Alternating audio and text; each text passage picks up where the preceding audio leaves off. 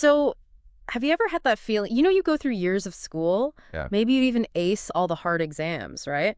But then you get out into the real world. Yeah.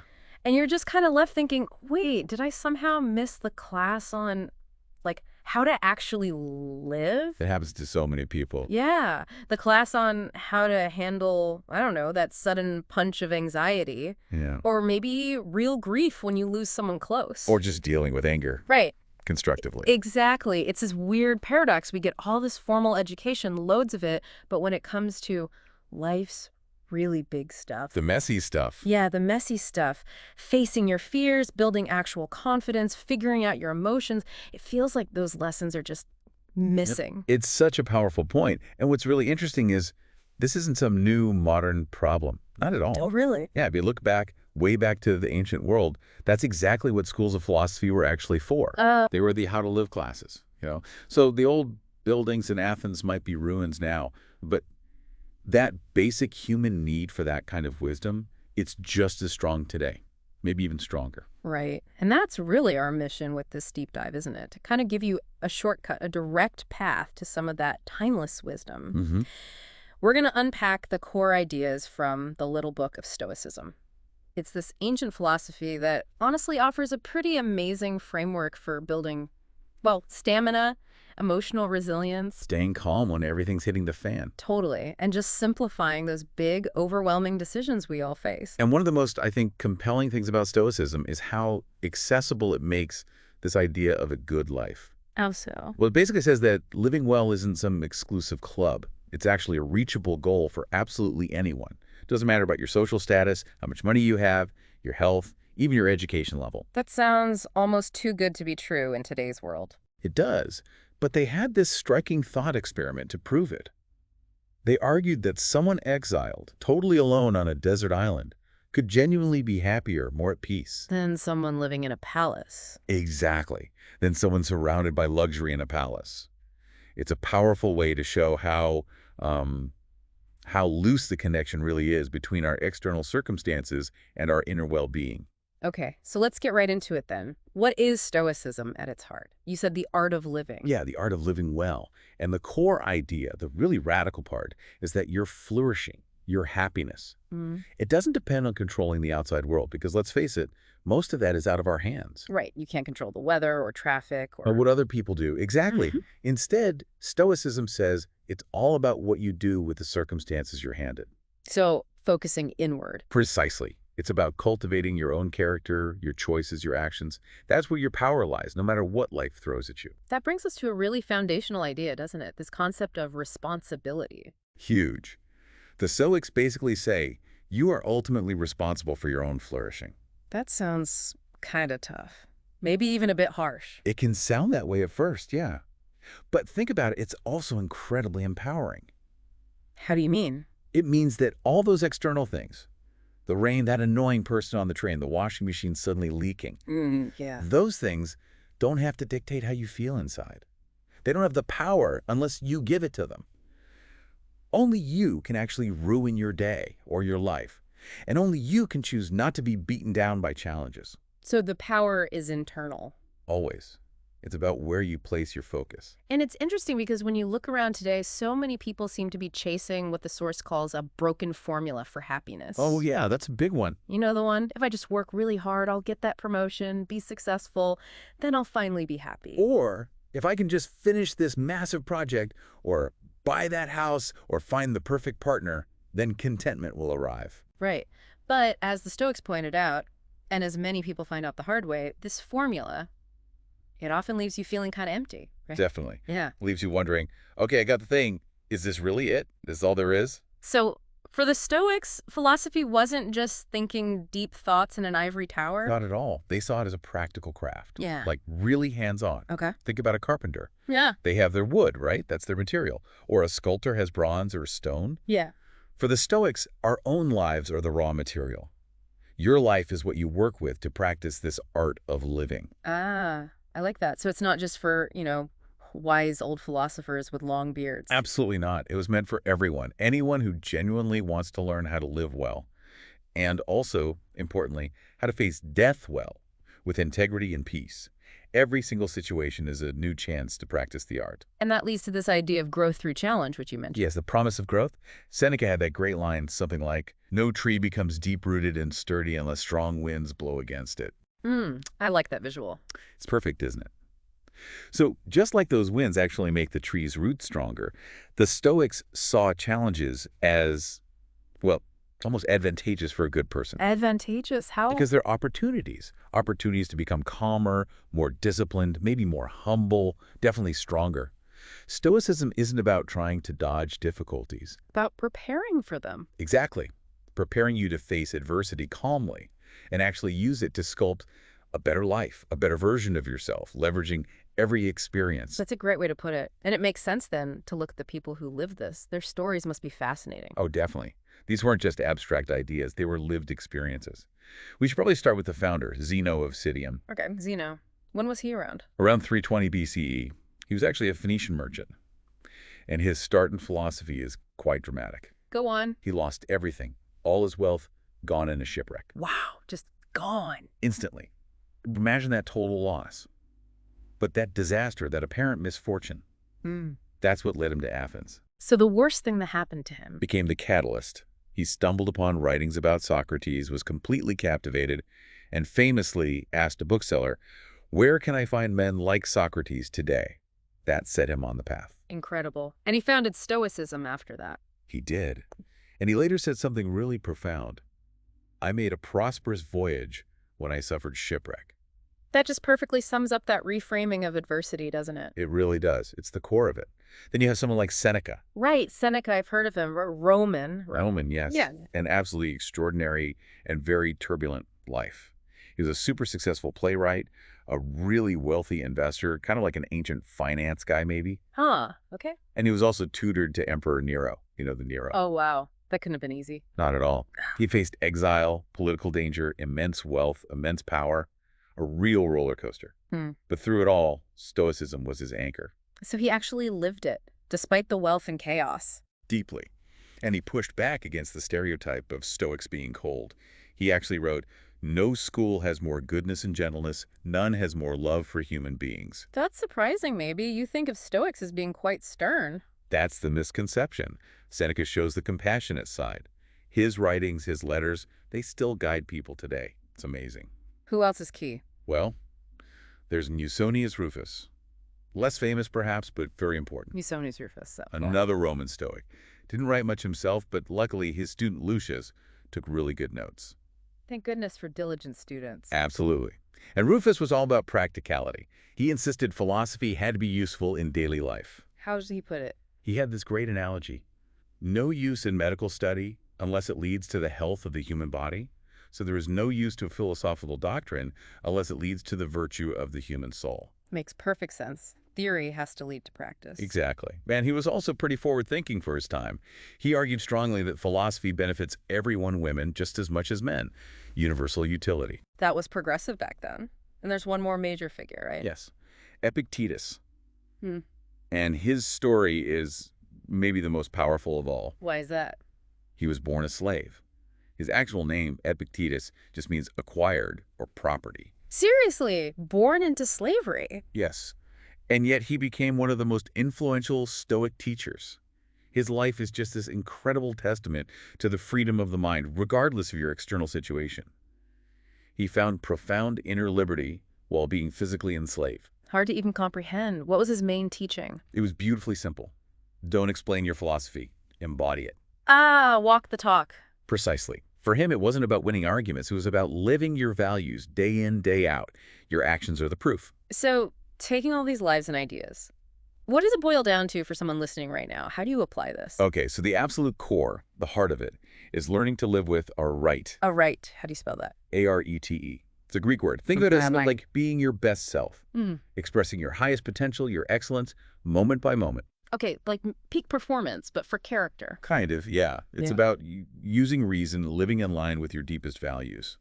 And the bedrock, the foundation that supports this, is learning to separate what's truly good from what's bad. And focusing relentlessly on what is actually within your control. That's the key. Right, the control thing. This seems absolutely central. It's the cornerstone. You have to constantly, actively distinguish What's in my power and what's not? So what is in our power, according to them? Well, we have high influence, maybe even total control, over our choices, our judgments about things, Yeah. our actions, what we decide to do. Okay, our inner world and our deliberate actions. Exactly. Then there are things we have partial influence over, things like your health, maybe your wealth, relationships, the results of what you try to do. You can influence them, but you don't fully control them. Right, you can eat well but still get sick. You can work hard, but the project might still fail. Precisely. And then there's the biggest category, things you have zero influence over. The weather, where you were born, your ethnicity, what happened in the past. Most external events, really. Marcus Aurelius, the emperor you mentioned, he talked about this a lot, didn't he? Constantly. He kept reminding himself. He'd ask, essentially, look, being good and sincere, that's totally up to you. Who can possibly stop you? That's quite a thought. It is. And he listed virtues that are always in our power. They don't depend on circumstance. Things like integrity, dignity, working hard, contentment, kindness, simplicity. Magnanimity, generosity of spirit. Yes, all those things. Yeah. They're available to you right now, no matter what's happening externally. You mentioned an archer analogy earlier, William Tell. Yes, the Stoic archer. It's a great way to grasp this controlled distinction. So William Tell, apple on the head, famous archer. Right. So an archer does everything they possibly can to make a good shot.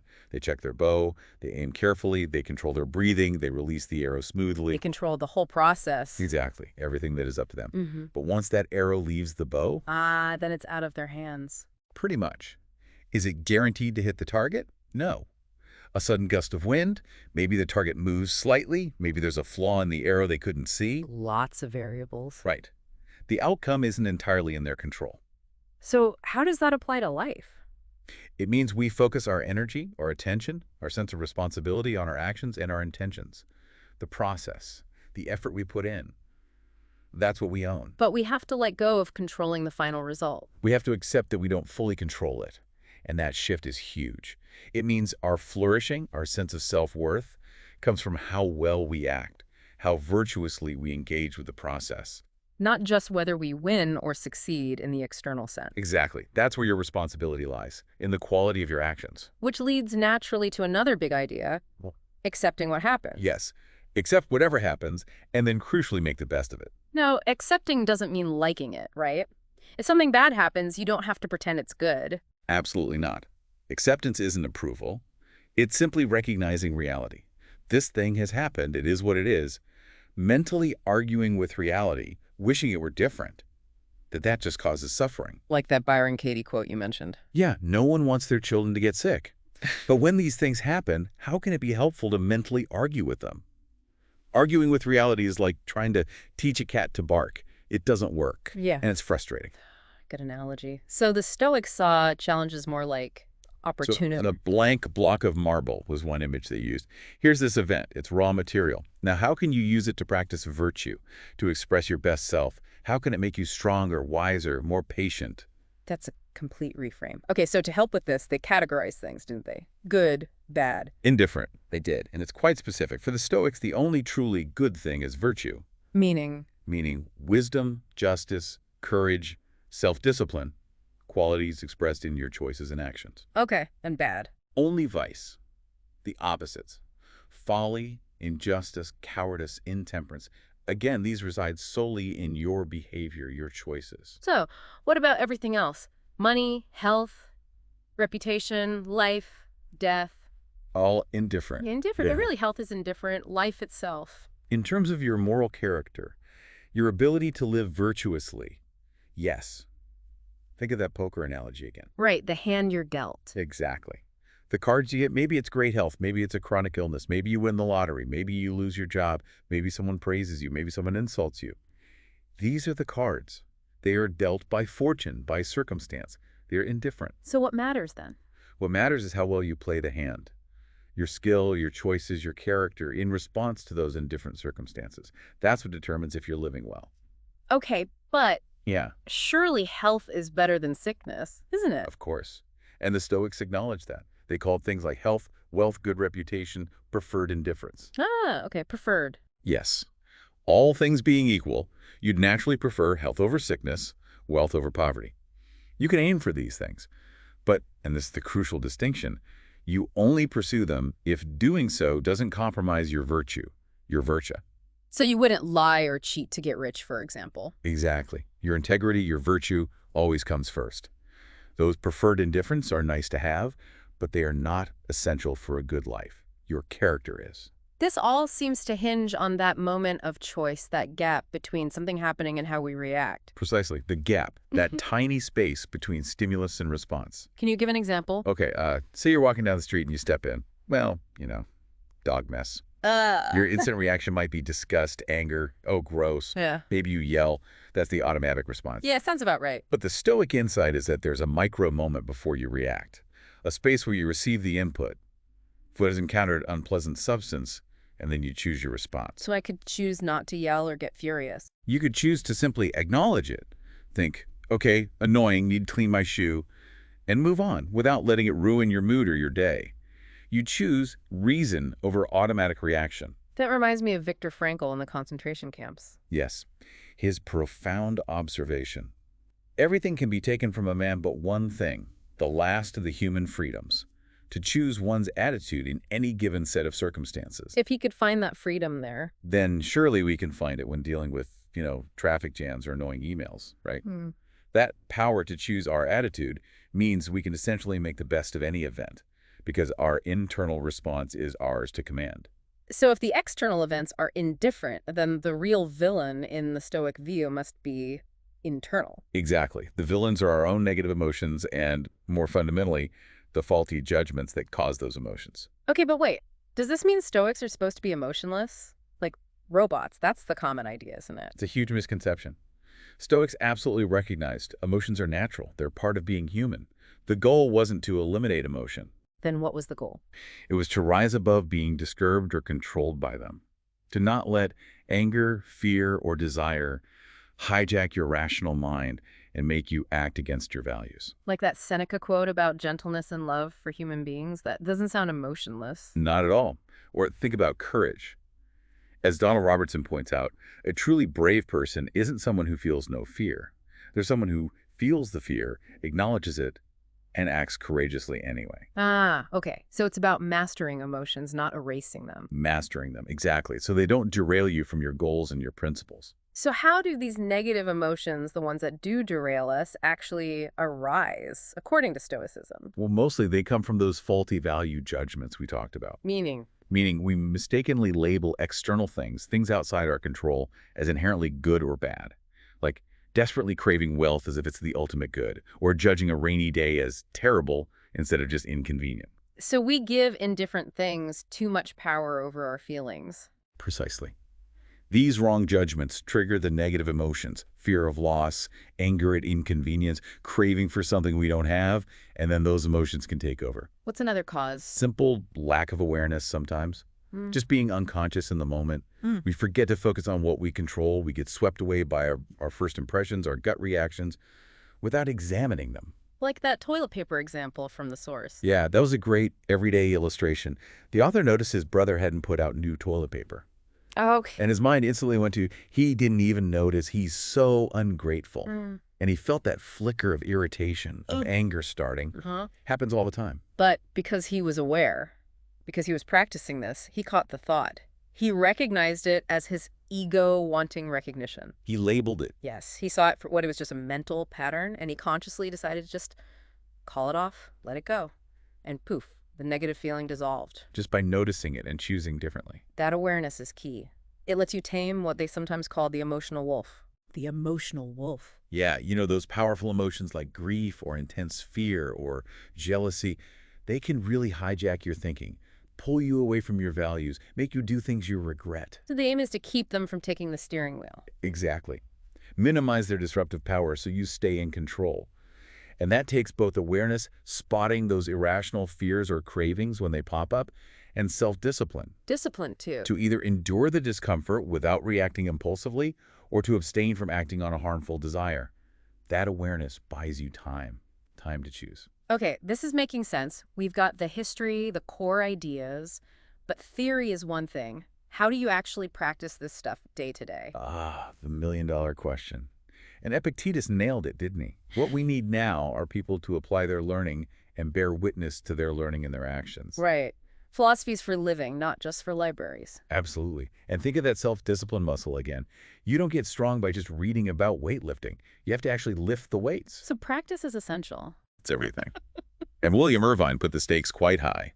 He said the cost of not having a clear philosophy of life is the risk of wasting your life, chasing things that don't really matter. Wow.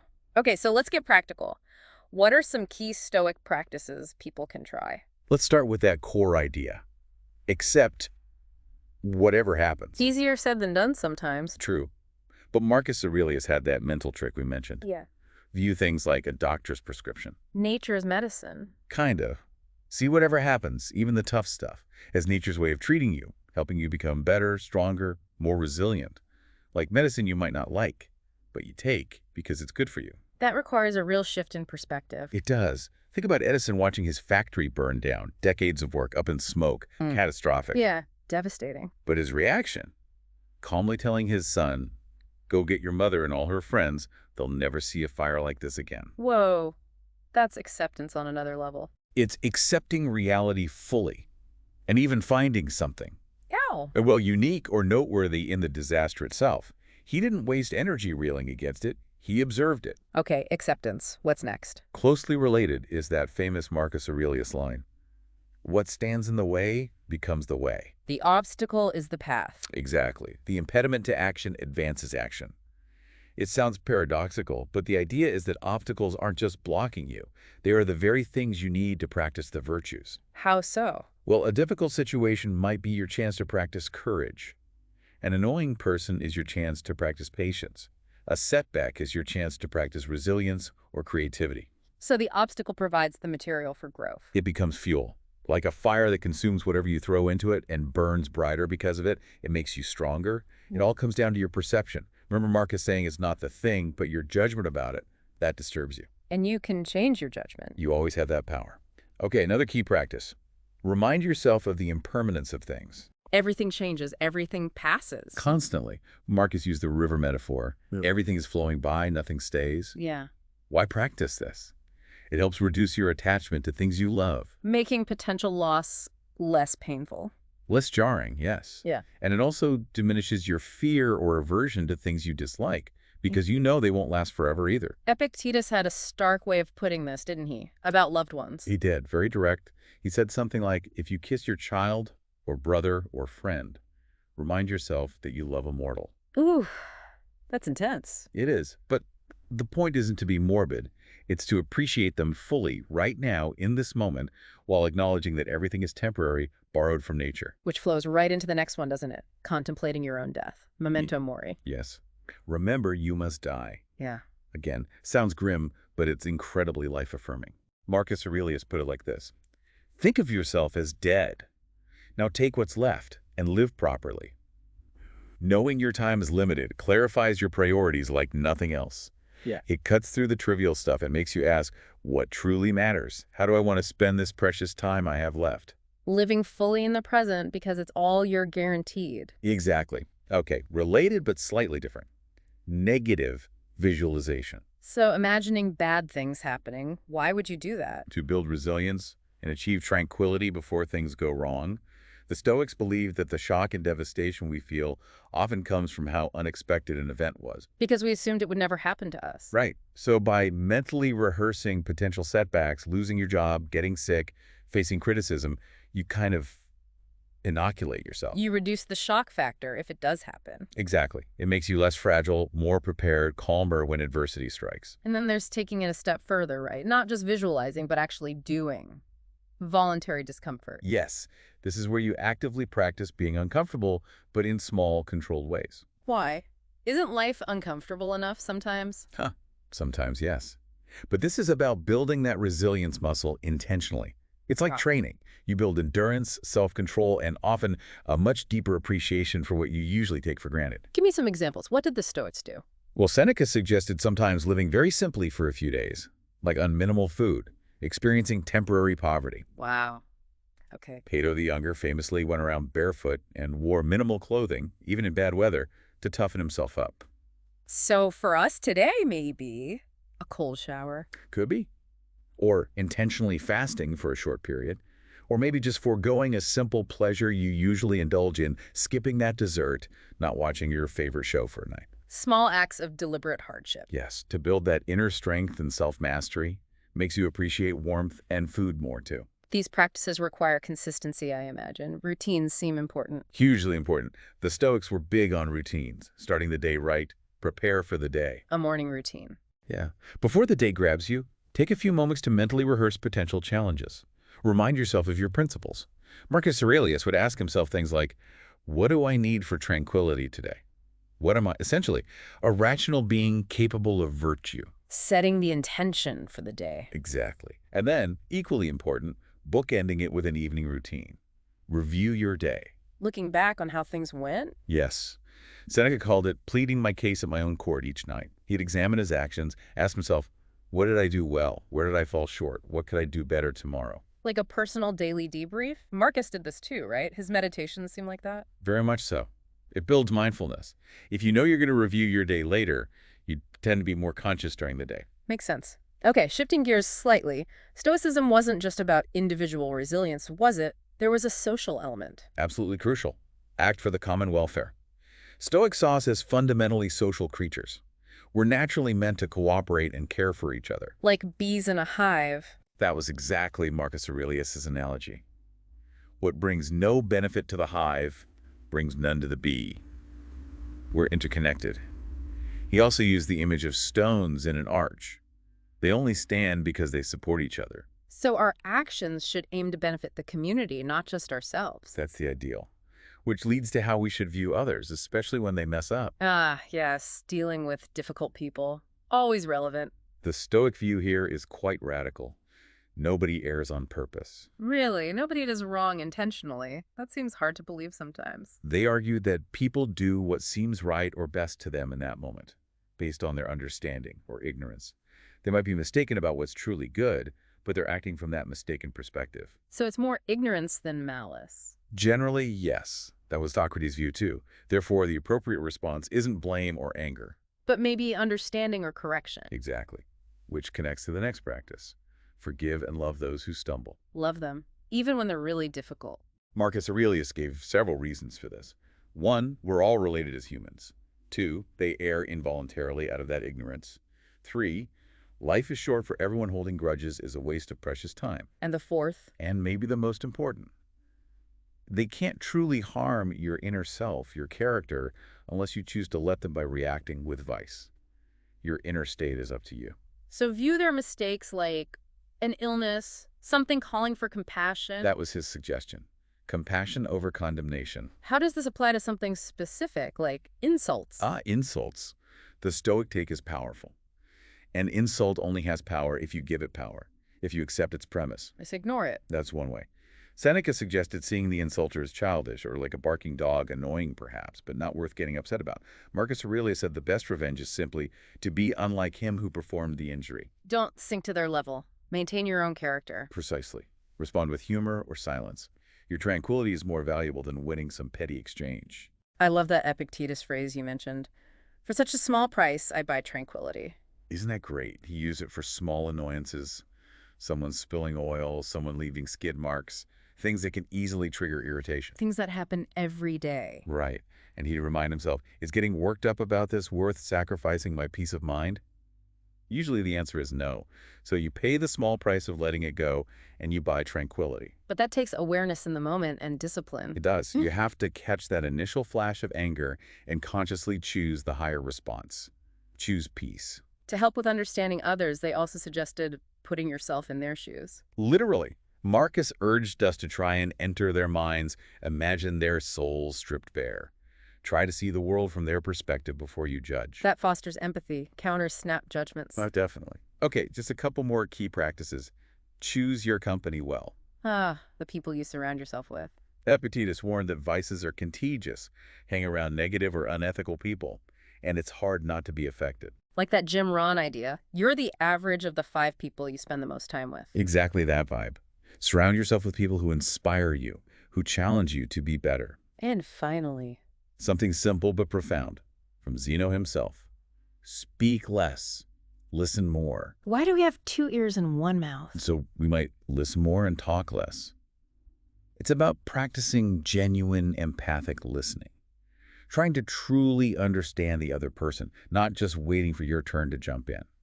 That alone could improve so many interactions. Couldn't it just? So pulling this all together, we've covered a lot. Stoicism, it's clearly not about suppressing emotion or being passive. Not at all. It's an active, engaged philosophy. It's about mastering the art of living, really. Cultivating that inner control, being intentional about how you respond to things. Choosing your judgments carefully. And seeing challenges not as roadblocks, but as, well, as the raw material for growth. Opportunities, really. Exactly. It empowers you to be the sculptor of your own character, your own life, moment by moment. Which leads us to a final thought. Seneca said something really striking about the length versus the quality of life. Ah, yes, he said. It's possible for a person who has had a long life to have lived too little. Lived too little, even if they lived long. So what defines a well-lived life, then, isn't just the number of years. But its ripeness, he suggested, its fullness, the depth of virtue of our rite you bring to each moment. So maybe the question for everyone listening is, what does that ripeness, that virtue look like in your life? How can you start sculpting that ideal self, not someday, but right now, in this moment?